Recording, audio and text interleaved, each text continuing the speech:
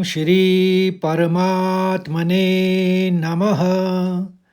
जय श्री कृष्ण मित्रों। आज 26वां दिन और 26वां श्लोक। सबसे पहले आपको आज गणतंत्र दिवस की बधाई हो। तो प्रसंग इस श्लोक का यह है कि श्री कृष्ण के कहने पर जब अर्जुन ने सामने देखा तो उन्हें वहाँ कौन कौन दिखाई दिया, इसका विस्तार से वर्णन किया गया है संजय द्वारा धृतराष्ट्र के लिए। तो श्लोक में चलते हैं। तत्रापश्यत् स्थितान् पार्थ पितृन्नथ पितामहान् आचार्यान् मातुलान् भ्रातॄन् पुत्रान् पौत्रान् सखींस्तथा। एक बार और सुनिए। तत्रापश्यत् स्थितान् पार्थ पितृन्नथ पितामहान् आचार्यान् मातुलान् भ्रात्रान् पुत्रान् पौत्रान् सखींस्तथा। आप चरणबद्ध तरीके से इसका उच्चारण सीखेंगे। पहले चरण को देखिए, यहाँ पर है तत्र अपश्यत स्थितान और पार्थ। ये इस तरह से इसको 4 शब्दों में तोड़ लेंगे। तो इस तरह से आप पढ़ेंगे तो आपके समझ में भी आ जाएगा, मतलब भी, और श्लोक का सही तरीका पढ़ने का। तो तत्रा फिर पश्यत, आपको आधा तो दिख रहा है तो एक साथ पढ़ लीजिए। तत्रा पश्यत, पश्यत वो आघात का आपको ख्याल करना है। पश्यत पश्यत, तत्रा पश्यत, फिर स्थितान, नौ गूंजेगा क्योंकि आघात है। तो स्थितान, फिर विसर्ग है फौ का, तो पार्थ हल्के से कहेंगे। तो पूरा एक साथ देखने में, एक साथ बोलने में। तत्रा पश्यत स्थितान पार्थ, ये पहला चरण खत्म हुआ। अब दूसरे चरण में देखिए 2 शब्द हैं, पितृन्नथ और पितामहान। ये पितामहान तो आसान है, आप एकदम पढ़ लेंगे, नौ को हस्व पढ़ना है। और पितृन्नथ, पितृन तो जो री का स्वर है वही निकलेगा और दीर्घ निकलेगा इसमें। ये छोटा नहीं है बल्कि बड़ा है ये। तो पितृन्नथ, पितृन्नथ, अब री पढ़ते हैं तो वैसे ही आप उसका साउंड निकालेंगे। तो पितृन्नथ पितामहान। अब पहला और दूसरा चरण एक साथ। तत्रापश्यत् स्थितान् पार्थ पितृन्नथ पितामहान्।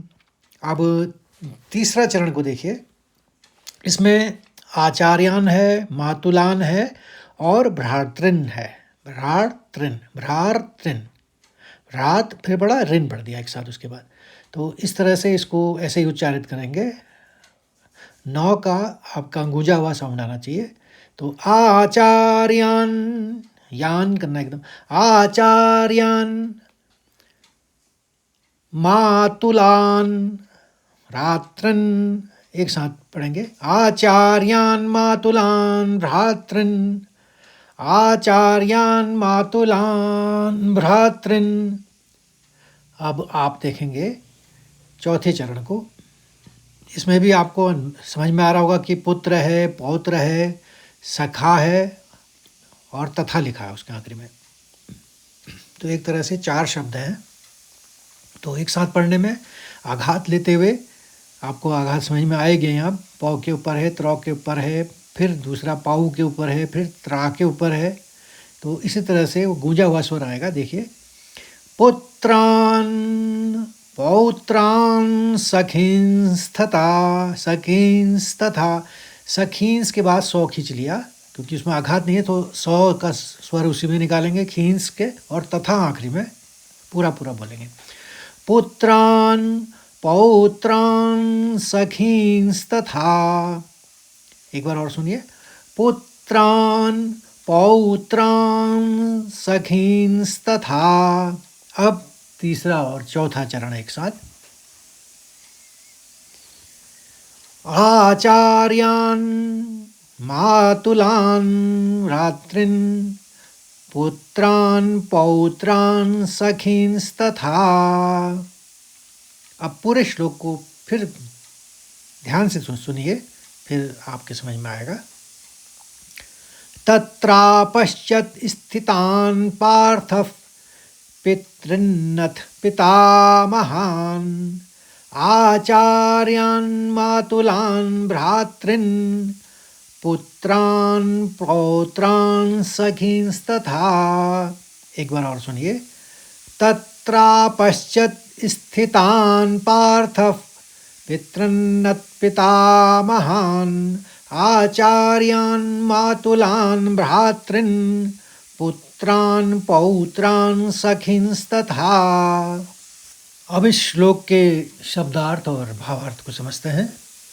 तत्र मैंने वहाँ यानी दोनों सेनाओं के बीच में, अपश्यत मैंने देखा, स्थितान खड़े हुए, पार्थ ये अर्जुन के लिए है संबोधन, पितरन जैसे चाचा और ताऊ को कहते हैं, पिता के समान जो होते हैं, तो वो चाचा और ताऊ हैं पिता के समान। अथ मैंने और, पितामहान यानी पितामहों दादा परदादाओं को, आचार्यान यानी गुरुओं को, मातुलान यानी मामाओं को, भ्रातृन भाइयों को, पुत्रान पुत्रों को, पौत्रान पौत्रों को, सखींस मित्रों को, तथा और वैसे ही।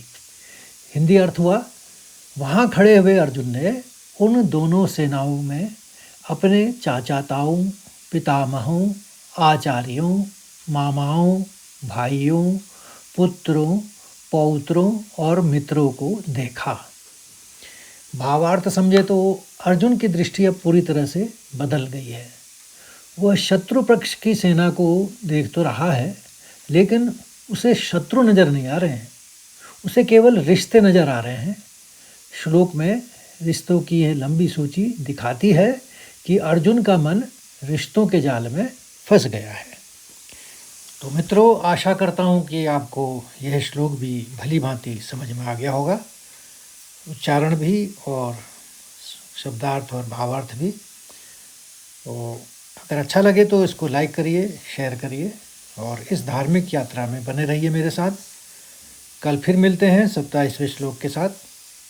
जय श्री कृष्ण।